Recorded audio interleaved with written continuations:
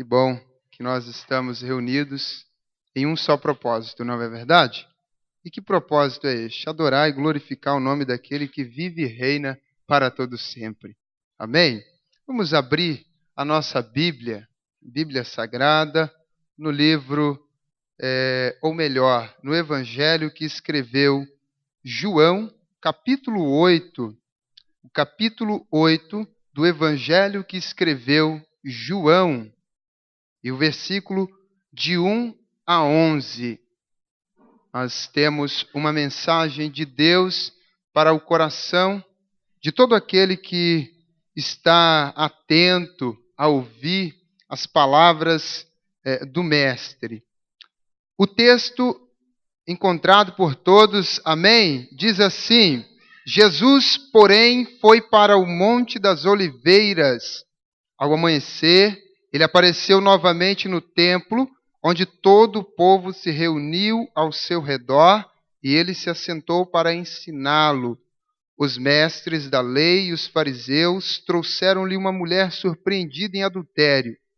Fizeram-na ficar em pé diante de todos e disseram a Jesus: Mestre, esta mulher foi surpreendida em ato de adultério. Na lei de Moisés, na lei Moisés nos ordena apedrejar tais mulheres. E o Senhor, que diz? Eles estavam usando esta pergunta como armadilha a fim de terem uma base para acusá-lo. Mas Jesus inclinou-se e começou a escrever no chão com o dedo, visto que continuavam a interrogá-lo. Ele se levantou e lhes disse: Se algum de vocês estiver sem pecado, seja o primeiro a atirar a pedra nela. Inclinou-se novamente e continuou a escrever no chão. Os que ouviram foram saindo, um de cada vez, começando pelos mais velhos. Jesus ficou só com a mulher em pé diante dele. Então, Jesus pôs-se em pé e perguntou-lhe: Mulher, onde estão eles? Ninguém a condenou? Ninguém, Senhor, disse ela. Declarou Jesus: Eu também não a condeno. Agora vá e abandone sua vida de pecado. Amém? Até aqui para nossa meditação. Irmãos, baseado neste texto, eu quero refletir com vocês sobre o tema abandonando uma vida de pecado. O último versículo nos dá base para este tema. O último versículo diz: agora vá e abandone sua vida de pecado. Foi a ordem, foi o pedido, foi o desejo do Mestre ao perdoar aquela mulher. Ao perdoar aquela mulher, Jesus pede, ou Jesus orienta aquela mulher adúltera, aquela mulher que fora surpreendida em ato de adultério, a abandonar a sua vida de pecado. Se afirmamos, irmãos, que nós não temos pecado, mentimos, enganamos a nós mesmos, e a verdade não está em nós. Foi a verdade que João expressou em uma de suas cartas. E Jesus sabia que todos os seres humanos eram, por natureza, pecadores. E este texto aqui nos fala de uma mulher que fora surpreendida no ato de adultério por homens da lei, por fariseus, por homens que queriam ser mais santos na sua sociedade. E este texto vai nos falar que estes fariseus queriam realmente não apenas condenar a mulher, mas também pegar Jesus. A intenção desses homens era prender Jesus. A intenção destes homens era armar um laço para o Messias. Vamos ver se realmente ele é o Mestre. Vamos ver se realmente ele é Deus, como ele diz. Vamos ver se realmente ele é o Filho de Deus.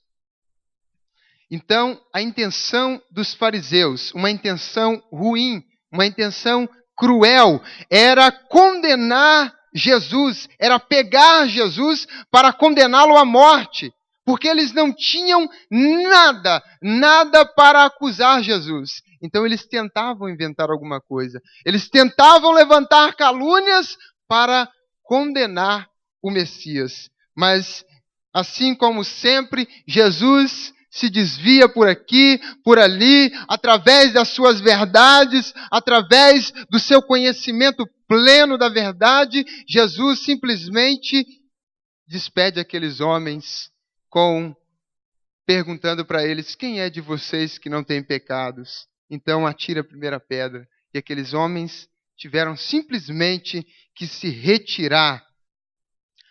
Irmãos, como eu disse, o tema desta mensagem é abandonando uma vida de pecado. E nós sabemos que todo ser humano, por natureza, é um pecador. E é a primeira parte desta mensagem que eu quero refletir com vocês um pouco. Todo ser humano, por natureza, é um pecador. Tanto a mulher quanto os fariseus, quanto a sociedade que tinha surpreendido ela em adultério, fazia parte desta realidade avassaladora que é o ser pecador. É ter a natureza de pecador. Tanto eles quanto a mulher eram pecadores e são pecadores. Os seus acusadores não viram que eles também tinham pecados. Eles não viam isso, eles não conseguiam imaginar que eram pecadores. Porque para eles, certamente, pecador era aquele que transgredia a lei de Moisés. É tanto que quando eles abordam a mulher no ato de adultério e levam ela até Jesus, o que eles usam como argumento? Mestre, esta mulher foi surpreendida em ato de adultério e a lei de Moisés diz isso. E tu, o que dizes? E tu, qual é o seu parecer diante de tal pecado?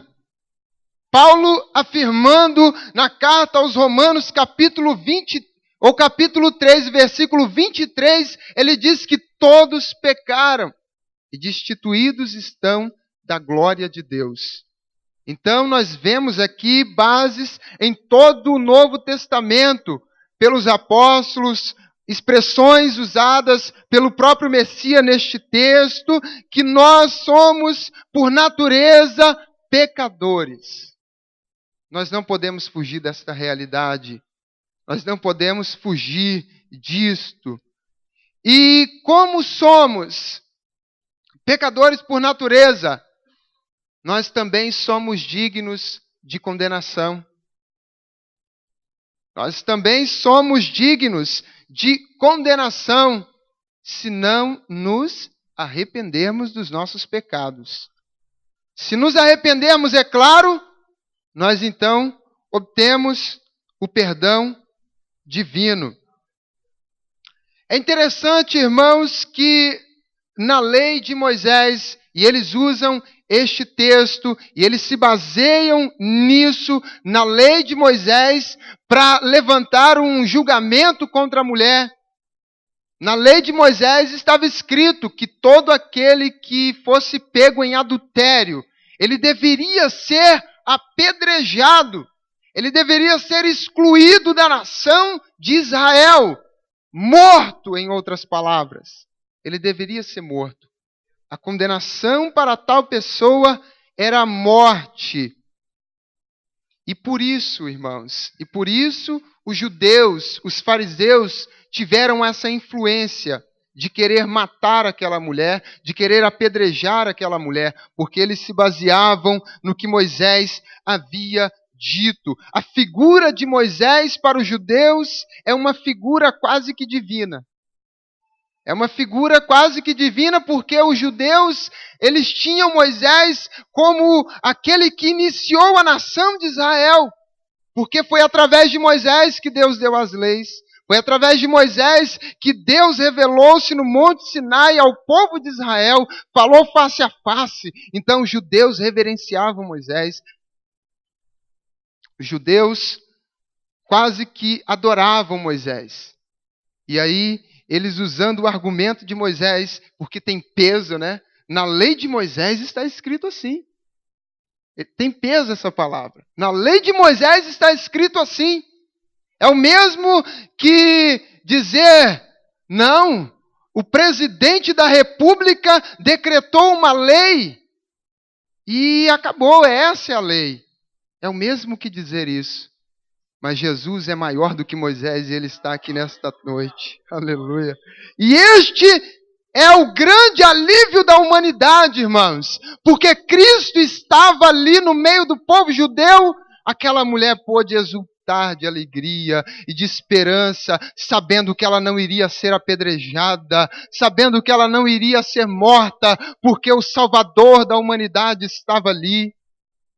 João retrata estes versículos, para que nós possamos ver que Jesus não veio para condenar o mundo, mas para amar o mundo, para salvar o mundo, para libertar o mundo. João utiliza esta mulher como uma figura do perdão divino mediado por Cristo, e é isto que nós iremos refletir na segunda lição que nós aprendemos neste texto, que o perdão divino ao pecador é mediado por meio de Cristo e não por meio de obras, porque por muitos anos a igreja pensou, não a igreja protestante em si, porque a grande luta de Martinho Lutero, no ano 1500, quando ele reformou a igreja católica, quando ele se levantou, porque a igreja católica havia perdido a sua essência,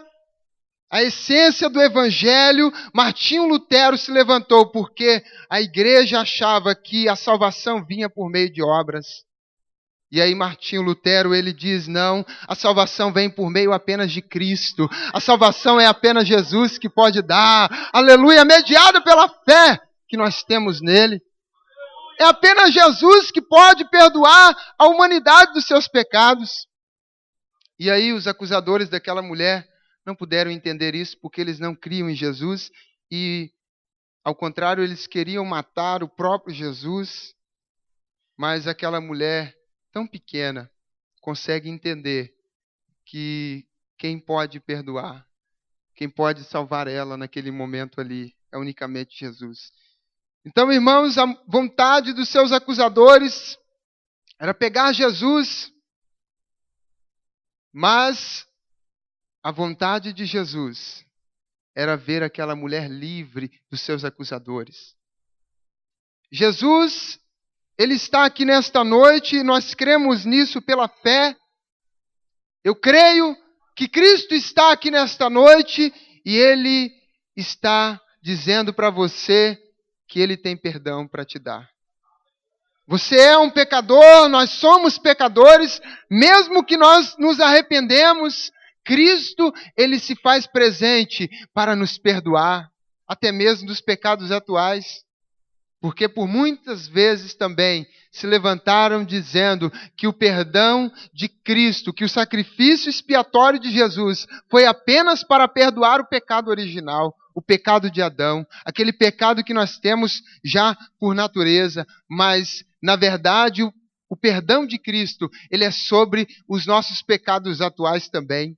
Porque todos os dias nós pecamos, se afirmamos que não temos pecados, mentimos e a verdade não está em nós. Mas o poder expiatório da morte de Cristo na cruz do Calvário é tanto para o pecado original como para os pecados atuais. Ele está aqui porque Ele quer te perdoar. Aleluia. Jesus quer liberar o perdão dele sobre a sua vida. Irmãos, o perdão de Cristo, ele ultrapassa a justiça humana. É interessante que Cristo tem toda a razão para nos condenar, mas, pelo contrário, ele prefere ver o arrependimento. Você já notou isso? Cristo tem todo o direito de nos condenar, porém, ele usa de misericórdia e nos estende a sua graça, nos salvando. Ele pergunta para aquela mulher, mulher, cadê os seus acusadores?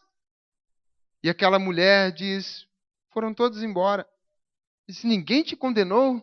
Não, ninguém me condenou. Ele diz, eu também não te condeno, vai e não peques mais. Vai, não peques mais. ninguém te condenou. Sabe por que ninguém pode te condenar? Porque a autoridade de condenar está na mão do juiz que está lá em cima. Só ele pode condenar. Por isso, irmãos, que eu quero dizer para vocês aqui nesta noite, que quando o diabo chegar diante de você, como muitas vezes ele chegou diante de muitos heróis da fé, dizendo: você é pecador, você não pode ser salvo.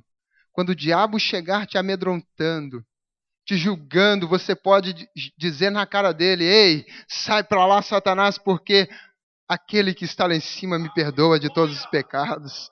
Jesus me perdoa de todos os pecados. Aleluia. Essa mensagem, ela é tanto para crente quanto para não crente. Porque tem crente que pensa que ele pode ser condenado ainda. Tem crente que peca hoje e fica se martirizando. Ele quer morrer porque ele pecou. Mas eu quero te dizer aqui nesta noite que o sangue de Jesus, ele é poderoso para cobrir o seu pecado. Mas agora há uma orientação divina que o mestre dá, e é a segunda lição que nós queremos refletir, que é necessário abandonar a vida de pecado. É necessário abandonar a vida de pecado, porque quando Cristo perdoa aquela mulher, ele não diz para ela: vai e continue pecando. Né? Ele perdoa, ele tem autoridade de perdoar. Mas ele não diz para ela assim: ó, vai e continue pecando. Ele despede aquela mulher dizendo: vá e abandone a sua vida de pecado. É necessário, irmãos, que nós façamos de tudo para não pecarmos. Mas se você me perguntar: Edson, você pecou hoje? Eu vou ter que dizer que pequei. Mas por quê? Porque eu sou ser humano e sou pecador por natureza. Ainda, irmãos, no ventre da nossa mãe, nós já estamos com a natureza pecaminosa impressa em nós, porque o pecado é um vírus. O pecado é um vírus que nos afetou e ele só pode ser dissipado totalmente quando Cristo vier buscar a sua igreja. Enquanto isso, irmãos, nós continuamos com a natureza pecadora, porém, nós temos o nosso advogado no céu, Jesus, o justo, que nos perdoa de todos os pecados. Mas isso não justifica que nós devamos continuar pecando. Isso não justifica que nós devamos continuar na nossa vida mesquinha de pecado. Agora é interessante, irmãos, que este pecado que eu estou me referindo aqui é o pecado para a morte, que quando o ser humano não tem Deus na vida, ele peca. E este pecado de morte é que nós devemos abandonar totalmente. Pecados de morte, irmãos, são aqueles pecados que nos separam totalmente de Deus. Pecados que nos desligam totalmente de Deus. Mas aqueles pecados que nós pecamos porque nós somos, por natureza, pecadores, estes pecados que não tem como abandonar, então nós devemos crer que o único que pode nos perdoar é Jesus. Mas você tem que deixar aquela velha vida. Paulo disse: não vivo eu, mas Cristo vive em mim. E quando nós deixamos Cristo viver em nós, nós não vivemos uma vida baseada nos princípios deste mundo que nos leva a pecar. O não amor ao próximo, o adultério, os erros que nos separam de Deus, que nos desligam de Deus. Nesta noite eu quero te dizer que você precisa, talvez, quem sabe, abandonar aquilo que você sempre achou que não era errado. Nesta noite eu venho te dizer também que você não precisa se preocupar quanto ao perdão, porque Jesus está aqui, Ele pode te perdoar, Ele te perdoa.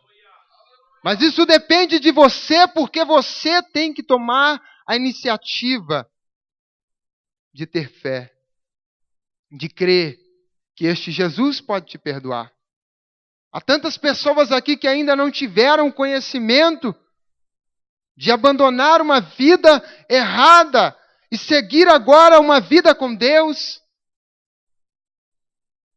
E eu quero te dizer, meu querido, que Jesus, Ele morreu por você. Jesus, Ele se entregou na cruz por você, para te ver livre. Para te ver livre. Quando Jesus curou aquele paralítico no tanque de Betesda, que estava há mais de 30 anos ali esperando, ele estava ali preso a um costume da época. Irmãos, aquele homem estava preso a um mito da época.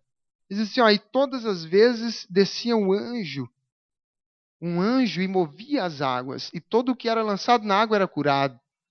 Mas Jesus chega para aquele homem e aquele homem diz, Senhor, eu estou aqui já há mais de 30 anos e ainda não veio ninguém que chegasse aqui e me colocasse no tanque quando o anjo descia. Sabe o que Jesus fez com aquele homem? Ele diz, rapaz, não precisa entrar em tanque nada. Pega a sua maca e anda. Pega a sua maca e anda! Ele diz assim, ó, e depois mais tarde ele se encontra com aquele homem e diz, vá e não peques mais. A orientação de Jesus foi clara para aquele paralítico, assim como foi para aquela mulher. Vá e não peques mais. Vá e não peques mais. Quer dizer que se eu pecar agora, então Jesus não vai me perdoar mais. Não é isso. Não é isso.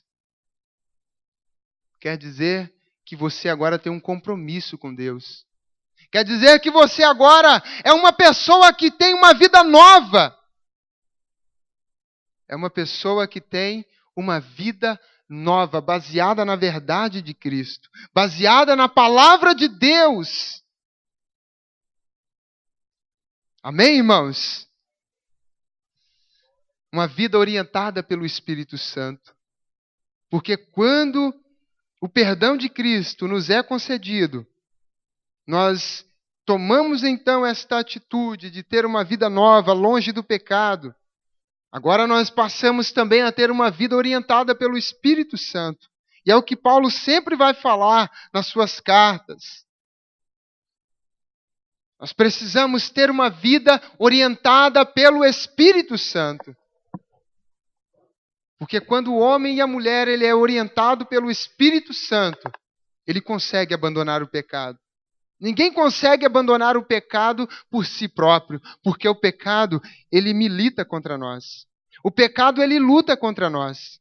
Paulo disse que a nossa luta não é contra a carne nem contra o sangue, mas contra as potestades que estão nas regiões celestes. Irmãos, o pecado luta contra nós. O pecado, ele batalha. Você pode ver que quando você é salvo, quando você aceita Cristo como Salvador da sua vida, o pecado ele não te abandona. Você abandona o pecado, mas o pecado continua ali perto de você. O diabo sempre tem pratos quentes te oferecendo para que você caia de novo nas drogas, na prostituição. Mas eu quero te dizer nesta noite, vai, não peques mais, Jesus te perdoou. Você não pode mais se envolver com os escarnecedores. Você não pode mais se envolver com essas coisas que te afastam de Deus. Nós precisamos disso. Nós precisamos estar longe do pecado e perto de Deus. Nós só estaremos perto de Deus quando nós estivermos longe do pecado. Fique de pé neste momento. Eu quero orar com você. Eu quero dizer, meus irmãos, que se nesta noite você ouvir a voz do Senhor seu Deus, talvez existe algo dentro de você que você nunca conseguiu abandonar. Esta é uma mensagem um tanto de reflexão. Eu quero te dizer que se há dentro de você uma atitude errada que te distancia de Deus, eu quero te dizer que nessa noite, Jesus está aqui para te perdoar. Porque há mais de 2000 anos atrás alguém morreu por você, para que você não fosse condenado pelo mundo, para que você não fosse condenado pelos fariseus desta era, para que os demônios não jogassem na sua cara que você é um pecador.